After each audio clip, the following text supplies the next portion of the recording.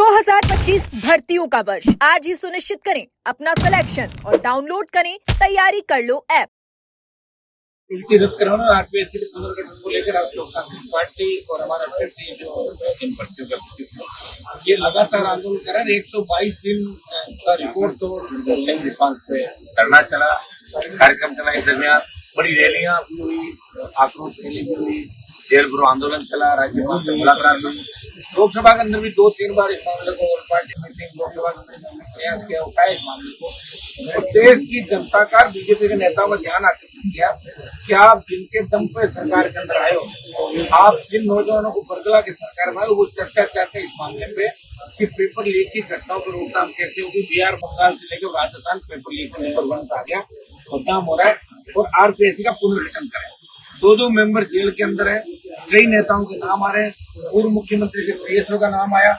दूध, चाय, किराना स्टोर पे कॉपियां जच रही है, गाय कॉपी खा रही है। कई बार ऐसी घटनाएं राजस्थान में देखने को मिली, बहुत बड़ा दुर्भाग्य है। और हमारे नौजवान जो लड़ाई लड़ रहे हैं उनको धन्यवाद दूंगा सबको कि लगातार मैं इनके बीच रहा, लेकिन मैं बीच जब नहीं भी रहा तब ये मजबूती के साथ यहाँ डटे रहे। आज देखिए भारी बरसात हो रही है, जयपुर के आंधी, तूफान, बरसात और गर्मी, इनके बीच यह लगातार आंदोलित रहे। निश्चित रूप से राजस्थान के अंदर इस आंदोलन में इस राजस्थान को नई दिशा दी। और कोई ये नहीं कह सकता कि राजस्थान में विपक्ष नहीं है। हर कोई कहता है कि विपक्ष है राजस्थान के अंदर और मजबूती से लड़ाई लड़ा, तो उसका परिणाम भी कल पंचायत चुनाव के अंदर आपने देखा होगा कि किस तरह जहाँ आरएसपी लड़ी, चुनाव 4 महीने बाद एकाध जगह हमने चुनाव लड़ाया था और बीजेपी 4थे नंबर चली गई, कांग्रेस 3rd, कंटेस्ट आरएसपी जीते जिले के बीच। इससे अंदाज लगा सकते तो आने वाला जो पंचायत चुनाव का रिजल्ट है वो किस तरह राजस्थान में नौजवान बदलेगा। निश्चित रूप से आज एक खबर और पड़ी है, पिछले दिनों में लगातार हम देख रहे हैं कि पूर्व की सरकार के अंदर जो फर्जी सर्टिफिकेट लेके, दिव्यांगजनों के सर्टिफिकेट लेके, विकलांग के सर्टिफिकेट लेके, गूंगे बेरों के सर्टिफिकेट लेके, जिससे लोग नौकरी कौन गलत कौन है इसमें भी लोग सोचने लगे। तो हम ये भी मांग करेंगे सरकार से उन तमाम लोगों की जांच करें जो दिव्यांगों का कोटा खा गए, ताकि नए से उनकी पर्चा निकाले। उनके कोटे पर अतिक्रमण करते ही बर्दाश्त नहीं। देखिए कांग्रेस जिस तरह बीजेपी का आगे नतमस्तक हो गई, मिली है कांग्रेस पार्टी, वो वोट चोरी के अलावा कोई नारा नहीं उनका।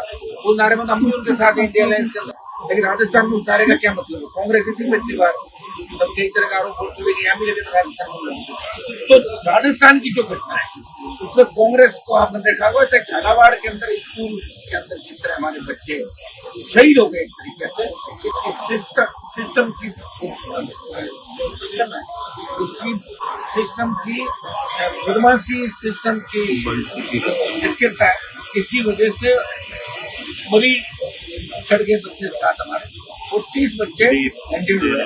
और उसके बाद भी जैसलमेर में घटना हुई, 2-3 दिन पहले एक घटना हो फिर घटना हो, उसमें भी कांग्रेस पार्टी नहीं बोल रही। कांग्रेस के 8 एमपी दिल्ली के अंदर बैठे हैं, एक एमपी ने अगर झालावाड़ के बच्चों की मौत के मामले में कोई मामला उठाया और यहाँ जाके प्रदर्शन किया, मुझे नाम बताओ कांग्रेस उठने का, सिवाय इस चीज का इंतजार करना कि सरकार हमारी आएगी, हम मुख्यमंत्री के दावेदार हैं। सचिन पायलट कह रहा मैं गांधी परिवार के खास हूँ, गहलोत कह रहा जब तक सोनिया बैठी है मेरा कोई वहां से हिला नहीं सकता, तीसरा कोई और कहता है। तो इनको कोई मतलब नहीं, कांग्रेस को मतलब है सत्ता में कैसा है।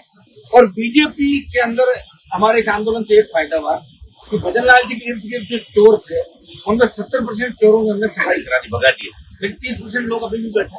और हम दिल्ली के अंदर इतना काम तो करके आए आप भी जानते हो कि निश्चित रूप से राजस्थान को राज क्षेत्र में बदमाशों से कैसे से राज कम से कम सीएम के इर्द गिर्द के लोग बदमाशी नहीं करें।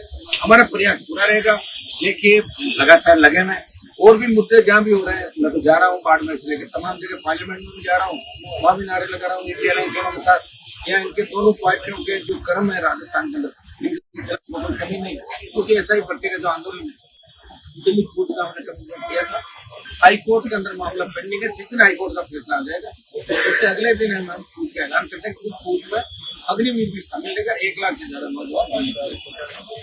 इस तरह से देखा जा रहा है कि कांग्रेस विपक्ष के तौर पर वेट एंड वॉच की स्थिति में है, सोच रही कि 2 साल गुजर गए, 2 साल और गुजर जाए, 4थे साल में आएंगे और फिर वो कांग्रेस ये सोच रही है पंचायत चुनाव में हम जीत जाएंगे और फिर माहौल बना लेंगे, फिर कोई गमछे घुमा लेगा, कोई तीसरा काम कर लेगा, लोग भूल जाएंगे, वोट डाल दूंगी। गलती नहीं, लोगों की आदत है, लोगों की आदत का फायदा लोगों को अपनी आदत बदलनी होगी। लोगों को ये सोचना है कि हमें कांग्रेस का इलाज नहीं करना। बीजेपी 3 मुद्दों को लेकर सत्ता में आई, कांग्रेस के पापों में तीसरे भाजपा पर्दा डाल रही है।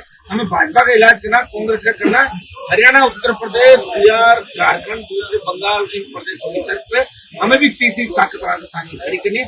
तब हमारे बच्चों को बहुत सुरक्षित रहेगा, तब कोई अबला नारी की चीज पुकार राजस्थान में नहीं होगी, तब राजस्थान में बेरोजगार चेतंग आके कोई नौजवान आत्महत्या नहीं करेगा।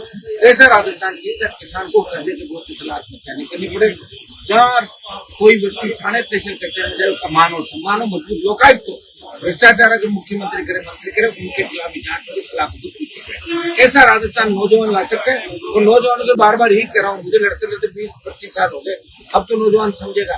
28 में निश्चित रूप से नौजवान समझेगा। पंचायत चुनाव में तो दोनों पार्टियों में लड़क निकाल देगा नौजवान, लेकिन पंचायत चुनाव में लड़क निकालने के बाद मेन हमारा 28 का रहेगा। तो 28 के अंदर दोनों पार्टियों को बिठाकर नई ताकत खड़ी करनी। ठीक है, कांग्रेस बीजेपी के खिलाफ जितने भी दल हैं उनके साथ हम नई बैठ के करके आगामी दिनों हमारे एरिया में आपको नजर आएगी। कई पार्टियां आदिवासी पार्टी है, कई दूसरी पार्टियां, हम मिलके इन नौजवानों को एक नई दिशा देने का काम करें। भाई साहब, ये छात्र संघ चुनाव है, उसको लेकर कोर्ट के अंदर भी सुनवाई हो रही है। छात्र संघ चुनाव का तो मुद्दा ही आरएलपी का था। चुनाव तब यहाँ कमिश्नरेट में राजेंद्र यादव आए थे, पदों के लिए भेजा और राजेंद्र यादव ने कमिटमेंट किया कि हम घोषणा कर रहे हैं। उन्होंने घोषणा नहीं की, कांग्रेस ने चुनाव बंद कराया, उससे पहले वसुंधरा जी बंद कराए। पिछली बार बीजेपी कहाँ थी, पिछली बार कांग्रेस पार्टी कहाँ थी, एनएसयूआई पहले कहाँ थी, एबीपी पहले कहाँ थी। नुमान बेनीवाल लड़ रहा था पूरे राजस्थान के अंदर, यहाँ खाली एक डेमो देने नहीं आया था। कुछ कांग्रेस के 2015 लोग आए, बोले था 4 करोड़ खबर चल जाएगी, उसके लिए हम नहीं आए। 12 रैली करी राजस्थान में और नगर स्टेडियम में बड़ी रैली करी। 1.5 महीना मैंने छात्र चुनाव को लेकर दिया और हमेशा छात्र चुनाव के पक्ष में रहे। अब ये लोग सिर्फ पॉलिटिकल बेनिफिट के लिए अपने संगठनों से कुछ बयान दिलाते और मुझे तो इस बात में मैं कहता हूँ कि सचिन पहले तो सुन के लोग जैसे लोग छात्र चुनाव की बात करा रहे, जब आपने बंद किए उस समय चूंकि बंद चालू करा देते, आप अपने 4 आदमी धंधे में वैसे करा देते। लेकिन राजस्थान के लोग भूल जाते हैं, इनको पता है कि नई बात 2 दिन ये कुछ भी करो लोग भूल जाएंगे और वोट हमें ही देंगे। तो हमारे पास संगठन है, पैसा है, ताकत है, लूट खसोट किया हुआ, इकट्ठा किया हुआ संसाधन है, तो दूसरी पार्टियां हमारे साथ पैसे में टिकेगी नहीं, ये हमें आने वापिस। लोगों की आदत है, नई बात 2 दिन फिर आगे हम लोग, फिर आगे हम लोग, इसी तरह चल रहा है राजस्थान। भाई साहब, आज कैबिनेट की आज बैठक हुई है, कई मुद्दों को लेकर अहम चर्चा हुई है और कई ऐसे प्रदेश के जिले हैं जहां पर लगातार बारिश की वजह से हाल बेहाल हो रखे हैं। और आप बारिश में यहाँ डटे हुए हो, किरणलाल मीणा और जवान सिंह बेगम हवाई सफर कर रहे हैं। अच्छी बात है,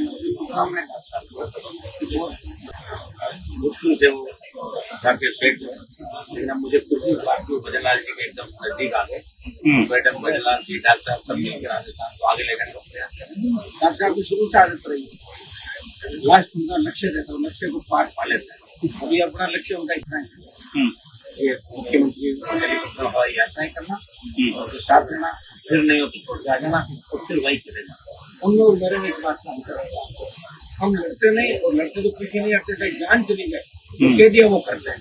तो इसीलिए देश के अंदर राजस्थान को नई पहचान दिलाने का प्रयास करें, चाहे अग्निवीर हो, किसान आंदोलन हो, बेटियां हो, कई दूसरे मामले, हनुमान बेनीवाल और राष्ट्रीय लोकतांत्रिक पार्टी पूरे देश के अंदर मजबूत से लड़ाई लड़ रही है। आपका एक बयान चर्चा में है कि जेल जाओगे तो नेता बनोगे। कई लोग जेल से डर जाते हैं ना, पुलिस पकड़ लेगी, ये होगा, तो वो जेल जाए और जेल जाने से नेता बनो, सिर्फ जेल है। और लोकतंत्र के अंदर जब लोकतंत्र मिले के अच्छा है, आप जेल जाओ तो सरकार के खिलाफ बोलो, नहीं करके बैठे तो कौन मानेगा। जैसे भगत सिंह जी और ये सोच लेते हैं कि हम लड़ेंगे तो फांसी भी चल जाएगी, उनके पेश आजाद कैसे होगा। तो हमें जेल भी जाना होगा, लेकिन जेल गलत कर्म करके मत जाओ, जेल संघर्ष करते हैं, जो अच्छे काम करते हैं। हमें तो सजा भी हुई थी, फिर भी हम डटे रहे, हाईकोर्ट ने बरी किया हमारे को, उसके बाद हम आपके बीच भाई साहब, देखिए अच्छी बात है, सही है, सुनी मेरी बात, ये बिल्कुल सही है। लेकिन एक जो पहले से सुप्रीम कोर्ट और देश के संविधान के जो हमें बढ़ गया कि 2 साल की जिसको सजा हुई वो चुनाव नहीं लड़ सकता, वो गलत है, उसमें अमेंडमेंट क्या हो सकता है। उस दिन बहस नहीं हुई लोकसभा के अंदर, क्योंकि हम सब विपक्ष वाले हल्ले कर रहे थे, शोरगुल के अंदर विधेयक पारित हुआ। आपको पहले अगर कोई व्यक्ति लड़ाई लड़ रहा है लोकतंत्र में, रास्ता रोक रहा है, किसी को न्याय दिलाने लग रहा है, और उसको आप 350 और 32-53 का मुकदमा दर्ज करा दो, 3 साल की सजा करा दोगे, तो सजा होगी, तो चुनाव नहीं लड़ता है, ये तो अन्याय है। सजा उन मामलों में होनी चाहिए कि कोई भ्रष्टाचारी हो, इसका चरित्र हनन हो, ऐसे मामले फ्रॉड हो, उसमें अगर सजा हो, चुनाव नहीं लड़ पाए ठीक है, लेकिन आंदोलन करते हुए किसी को सजा हो जाए और वो चुनाव नहीं लड़ पाए, ये हमारे संविधान के अंदर जो अधिकार हमें दिया उसका हनन है। इसको लेकर हम सरकार से बार बार मांग करते हैं, जिसमें भी अमेंडमेंट की आवश्यकता है कि 2-3 साल की सजा किस मामले में, सजा का नेचर कि अगर सजा भ्रष्टाचार के अंदर है, कोई चरित्र हनन है, कोई फ्रॉड है, कोई ऑनलाइन गेमिंग कर रहा है या जुआ सट्टा, तो ऐसे लोगों को उससे रोको। लेकिन जो आंदोलनकारी है, संघर्ष कर रहे हैं, अगर उनको 2 साल की सजा हो गई, अगले कोर्ट में बरी हो जाएंगे, तो उनको चुनाव से रोकना ठीक नहीं है। ये हमारी देश की सरकार से मांग रहेगी और इसके अमेंडमेंट के लिए हम प्रयास करेंगे। कर्नाटक तो सब लूट रहे हैं, कांग्रेस जज के लूट रही है, बीजेपी ने जम के लूटा, मौका लग रहा है वो चौका मार रहा है, कौन नहीं मारा बताओ मुझे।